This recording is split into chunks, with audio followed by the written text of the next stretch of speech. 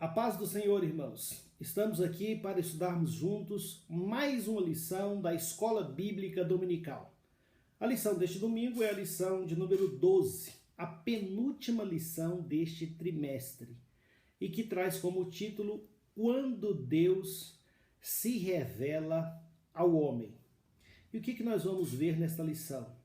Nós vamos ver Deus pela primeira vez falando diretamente com Jó.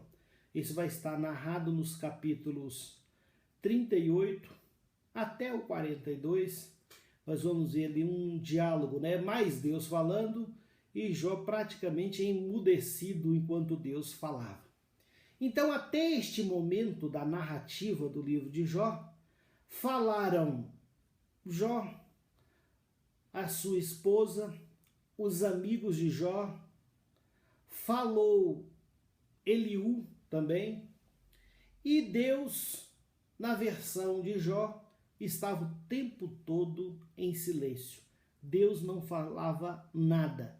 E isso daí era objeto de reclamação de Jó, o silêncio de Deus. Quem não quer que Deus fale, irmãos? Quem não quer? Quem não deseja ouvir a voz de Deus, principalmente quando nós necessitamos tanto de uma palavra do Senhor? Essa era a angústia que invadia o coração de Jó. Ele sofrendo e Deus em silêncio. E agora nós vamos ver na lição de hoje o Deus que vai falar com Jó, o Deus que fala.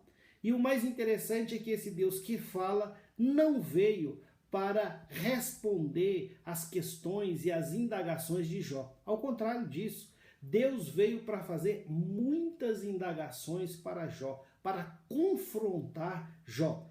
E é isso aí que nós vamos ver. Vamos começar analisando de onde Deus fala. Deus fala com Jó, mas de que forma? De onde Deus fala? A Bíblia Sagrada fala aqui, no capítulo 38, que Deus vai falar com Jó primeiro de um redemoinho. Mais adiante vai falar que Deus fala com Jó do meio de uma tempestade. Isso aqui é interessante. Deus do meio do redemoinho, tempestade. Qual que é a ideia que traduz para nós redemoinho e tempestade? É desordem, é medo, é insegurança. É no meio disso daí que Deus vai falar. E isso tem um significado. Significa dizer que Deus, ele pode falar conosco mesmo no meio de uma tempestade que possa invadir as nossas vidas. Às vezes nós estamos no meio do caos, no meio da tribulação, no meio da angústia, no meio do desespero. E naquele momento que nós aprendemos é que o nosso Deus é poderoso para falar conosco, no meio do vendaval. E é dali, do meio da tempestade, do meio do redemoinho, que Deus vai falar com Jó. E o que Deus vai falar? Inicialmente, Deus vai começar destacando a falta de conhecimento de Jó. Ele próprio vai confirmar isso mais adiante.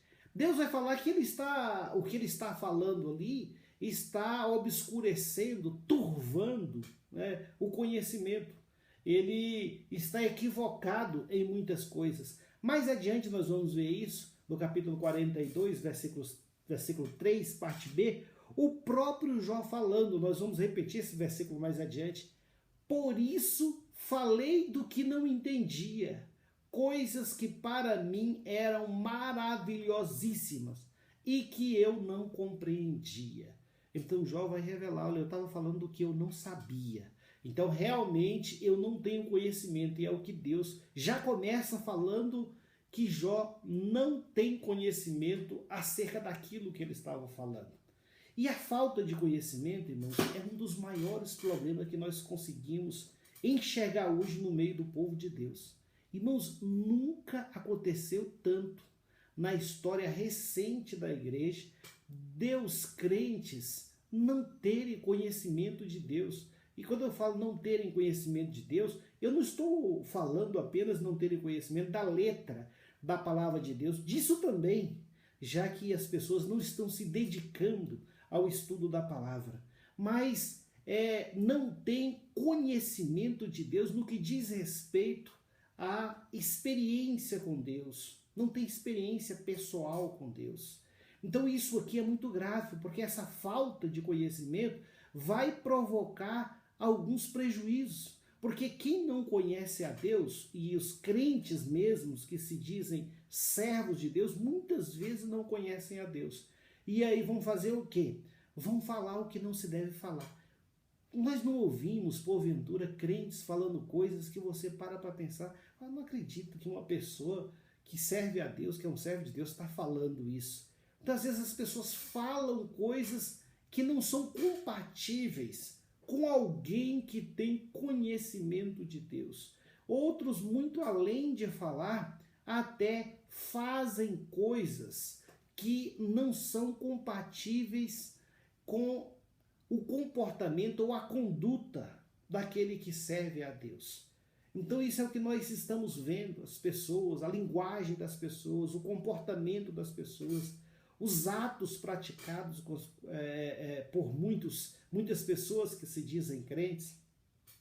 Quantos crentes hoje, irmãos, estão levando uma vida de pecado dentro da igreja? E vê isso aí com naturalidade, né? Não tomam nenhuma providência, às vezes são afastados da comunhão e não se firmam.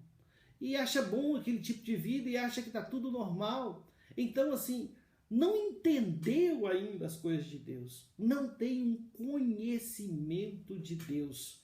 E por isso nós vemos essas condutas, esses procedimentos. Porque quando alguém conhece a Deus, essa pessoa vai ter uma conduta de acordo com esse conhecimento, um procedimento de acordo com esse conhecimento.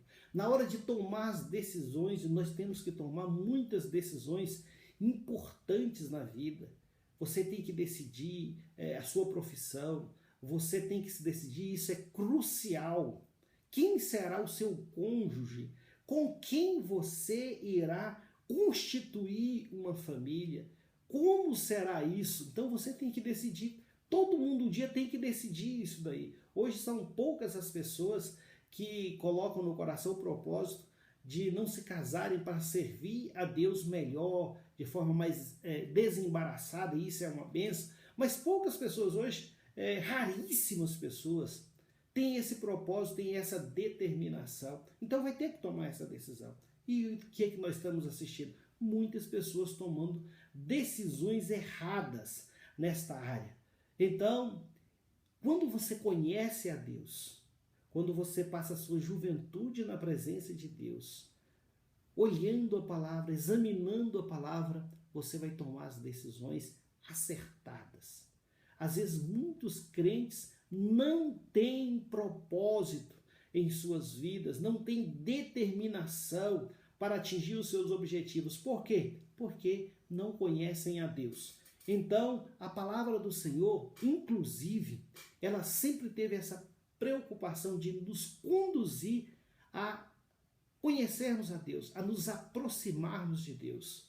Por exemplo, em Oséias, no capítulo 6, no versículo 3, a parte A do versículo diz: conheçamos e prossigamos em conhecer ao Senhor. Nós somos exortados a conhecer a Deus. Inclusive, nesse mesmo contexto, nós vamos ver a célebre frase segundo a qual o meu povo foi destruído porque lhe faltou o quê? Conhecimento. O povo não tem conhecimento. Então conheçamos, e por que conheçamos e prossigamos em conhecer a Deus? Porque é um ato contínuo. É um ato contínuo o ato de conhecer a Deus. Não é uma atividade que se esgota, mas é uma atividade que se prolonga do tempo. Não há ninguém que chegará ao ponto de afirmar: eu já conheço a Deus, e não absolutamente nada que eu não saiba acerca do Senhor. Não, nós não vamos alcançar esse ponto aqui nesta terra, e em época nenhuma, porque o nosso Deus é ilimitado, né? Não temos como nós compreender Deus em nenhum tipo de mente, nem humana, nem desta criação, nem de outra criação. Deus não pode ser compreendido no sentido de ser absorvido em sua totalidade, porque é um Deus infinito e ilimitado. Por isso que nós vamos buscar o conhecimento de Deus. e sempre buscarmos o conhecimento de Deus. Por isso, conheçamos e prossigamos em conhecer a Deus. Também o apóstolo Pedro nos exorta, na sua segunda carta, no capítulo 3, no versículo 18, a parte A do versículo. Ele diz: antes, crescei na graça e conhecimento de nosso Senhor e Salvador Jesus Cristo. Crescer na graça e no conhecimento. Não é só letra, tem que ter graça também. E nós vamos buscar de Deus a graça, buscar em oração, buscar em humildade, buscar em reverência, graça da parte de Deus. Porque temos que pregar com graça, temos que ensinar com graça, temos que evangelizar com graça, temos que aconselhar com graça, nós temos que ter graça, graça no nosso falar. E é tão maravilhoso, irmãos, quando as pessoas têm graça e têm conhecimento. Eu classifico esses crentes como os crentes que têm maturidade, crentes maduros. E é muito bom conviver com crentes maduros. Você já experimentou isso? Você já passou algum tempo conversando? Isso era mais comum no passado. Hoje, a correria das nossas vidas muitas vezes nos impedem de degustar, né, esse prazeroso convívio com irmãos que têm maturidade cristã. Por quê? Porque aí nós vamos debater a palavra, aí nós vamos falar das experiências com Deus, aí nós vamos nos alegrar. Quantas vezes, né, você que está me ouvindo sabe disso daí, nós não começamos a falar das coisas de Deus e aquilo dali culmina, resulta em alegria do Espírito Santo, em lágrimas, em regozijo. Por que acontece isso?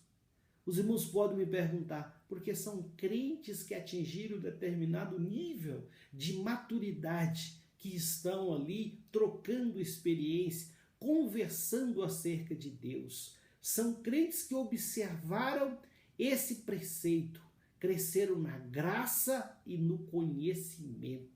Então eu quero que você faça um propósito no seu coração. Deus valoriza isso. Foi o que Deus falou para Jó. Falou: você está sem conhecimento. Você não revelou conhecimento nas suas palavras. Você cometeu alguns equívocos. Não foram muitos equívocos que Jó conheceu. Ele continuou sendo a mesma pessoa no conceito de Deus. Mas ele se equivocou ao ponto de querer julgar a conduta de Deus, ao ponto de querer falar sobre justiça. Ele não poderia falar sobre isso daí relativamente ao Criador.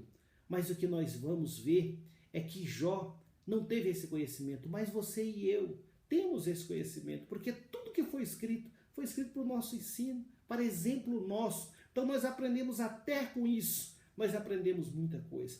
Então vamos continuar crescendo em graça e em conhecimento. Vamos continuar conhecendo ao Senhor e prosseguindo em conhecer ao Senhor, sabendo que nunca isso terá fim. Enquanto estivermos nessa terra, nós vamos buscar mais e mais conhecimento da parte de Deus. Então, logo após essa introdução, onde o Senhor já acusa aí um problema, já evidencia um problema de falta de conhecimento, ele vai discorrer longamente acerca da natureza, da beleza e grandeza da natureza, sobre animais, e vai falar sobre muitas coisas e sempre indagando Jó como ele poderia agir diante de tamanha grandeza e de tamanho assombro da criação. Então ele vai abordar diversos temas. E o primeiro tema abordado pelo Senhor é sobre a criação. Deus chega a indagar Jó. Onde é que ele estava quando as coisas estavam sendo criadas? Irmãos, já pararam para pensar sobre isso? Deus perguntava: onde é que você estava quando eu estava criando todas as coisas? Isso é de emudecer. E foi o que Jó fez. Ele emudeceu. Ele não tinha resposta. Onde é que você estava quando eu estava criando as coisas? De outras palavras, quem é você para me indagar, para me questionar? Fui eu que fiz todas as coisas, eu criei todas as coisas. Então ele vai falar sobre a criação. Ele vai abordar diversas partes do conhecimento humano, como por exemplo, astronomia. Vai falar sobre o Sete Estrelas, que é uma constelação, também conhecida como Pleiades. faz parte dessa constelação, as três Marias e duas grandes outras estrelas. Então, Deus está falando sobre astronomia com Jó. Está querendo mostrar para Jó, o que você sabe sobre isso, Jó? Ainda mais naquela época, onde as pessoas não tinham conhecimento dessas coisas ainda. E hoje ainda o conhecimento é parcial, é pequeno, é pífio, limitado. Deus vai falar sobre meteorologia, Deus vai falar sobre chuva, como é que essas coisas acontecem. É só o ciclo da água? Só são as leis da natureza? Não, Deus pode interferir também. Deus vai falar sobre geleira, sobre gelo. Deus vai falar sobre zoologia. Deus vai falar sobre animais fortes e apavorantes, como o behemote. O que é o behemote? Era um animal forte. Deus ali vai destacar a sua força. Quem era Jó diante daquele animal que Deus criou? O animal cujos ossos eram como canos de bronze, o seu esqueleto é como se fosse de ferro, os seus músculos todos entrelaçados. Então era um animal forte, tinha uma força muito grande. E o que dizer no capítulo 40 sobre o Leviatã? Leviatã, o monstro dos mares, um monstro assustador. Das suas escamas ali, nem um assopro pode passar de tão unidas que elas são. Ele é um dragão, irmãos. Por quê? Porque ele cospe fogo, sai fogo da sua boca. Ele é grande, ele é poderoso. Ele consegue ferver a água do mar. Ele se afunda no mar e a água ferve.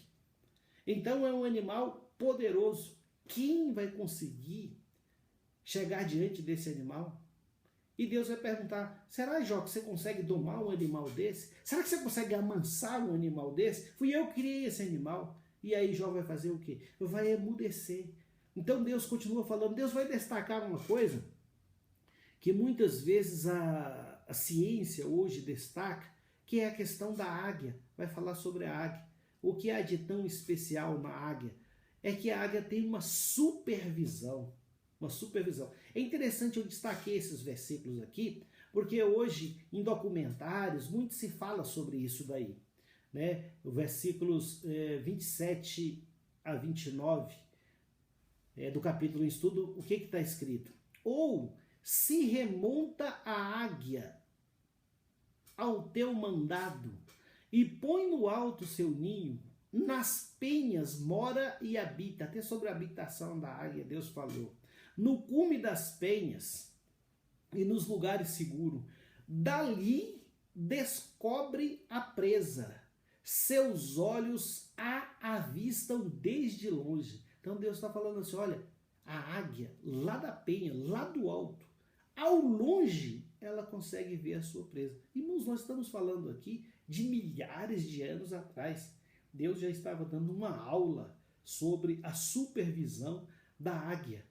E hoje nós vemos por aí as pessoas falando que uma águia a 200 metros de altura consegue enxergar um pequeno animal do tamanho de uma moedinha se movendo numa grama com 15 centímetros de espessura.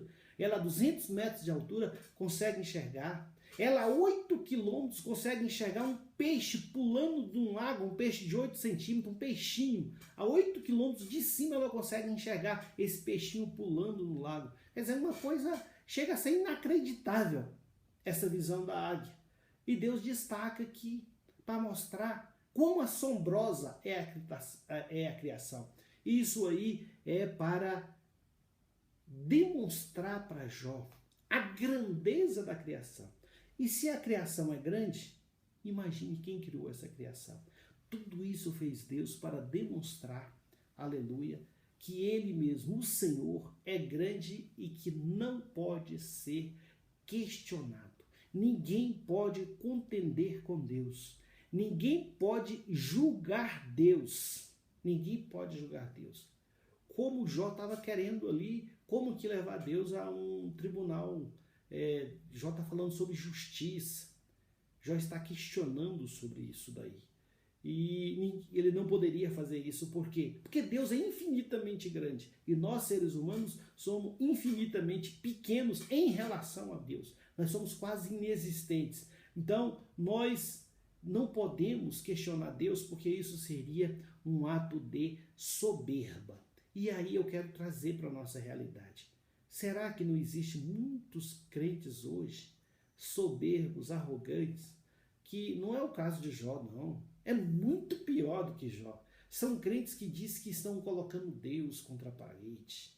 Eu estou aí num impasse com Deus, eu estou aí numa questão com Deus, estou debatendo com o Senhor, né? E fala com aquele ar solene de que está travando uma grande batalha com o próprio Senhor, questionando, confrontando o próprio Deus. Então são pessoas que não conhecem a Deus, pessoas que querem questionar Deus. E pasmem os irmãos, pessoas inclusive que dizem que perdoam Deus, que tem que perdoar Deus. Mas em que contexto elas fazem isso? Naquele contexto, os irmãos acompanharam isso aí, e acontecia isso naquele movimento G12, não sei se em outros movimentos também há isso, onde o indivíduo participava de uma chamada regressão, onde ele retornava no tempo, e ali ele conseguia identificar os seus traumas, ele conseguia identificar a origem dos seus males, das suas dores, das suas amarguras, daquilo que os inquietava. E então eles identificavam que em algum momento aconteceu algo muito negativo na vida deles e eles ficaram magoados com Deus. E aí a eles era sugerido que perdoassem a Deus. Eles tinham que perdoar a Deus. Irmãos, que loucura, que loucura. Pode o homem perdoar a Deus? O pressuposto do perdão é o cometimento de uma falta.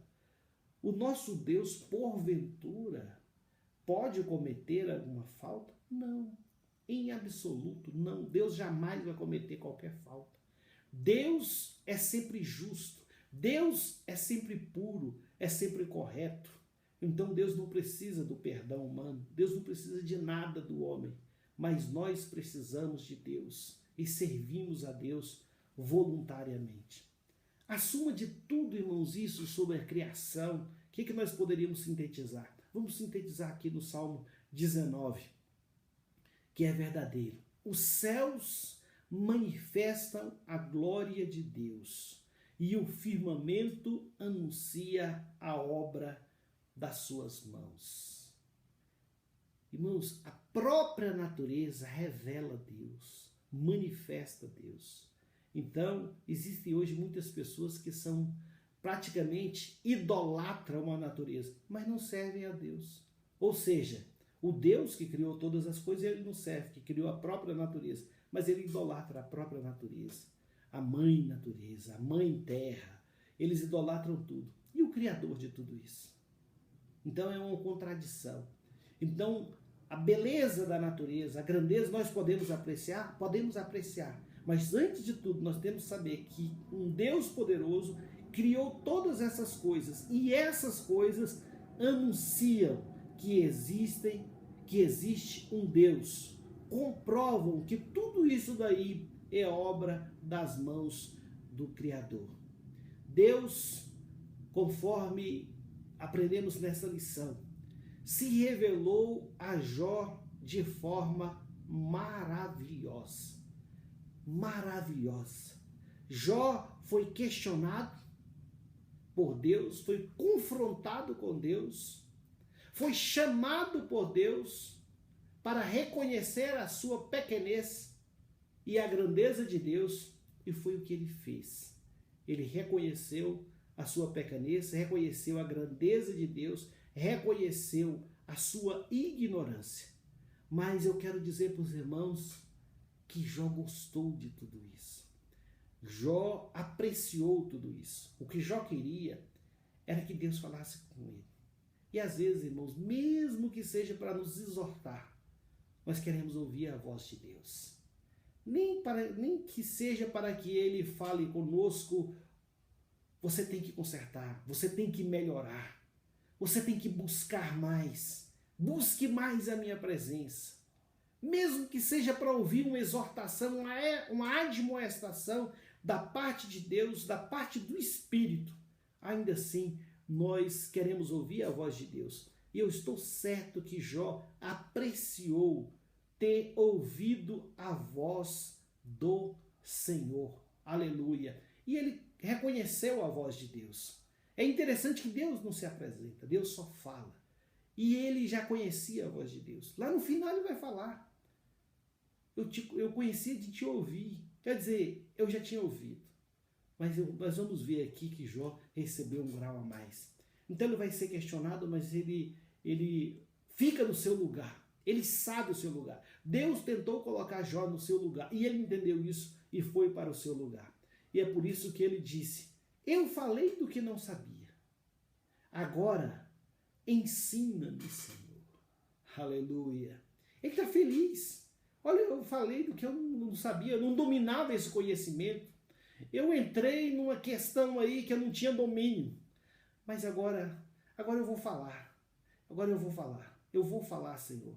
E o que eu quero pedir para o Senhor é para o Senhor me ensinar. Ensina-me, Senhor. Que coisa maravilhosa. E ele fala assim: eu ouvi falar de ti. Quer dizer, com os meus ouvidos eu ouvi falar. Eu ouvi a tua voz. Quer dizer, eu ouvi falar de ti. Então tinha uma experiência de ouvir. Mas agora os meus olhos te veem. O que ele quer dizer com isso? O que ele quer dizer é que ele não tinha a ideia, a visão completa de Deus.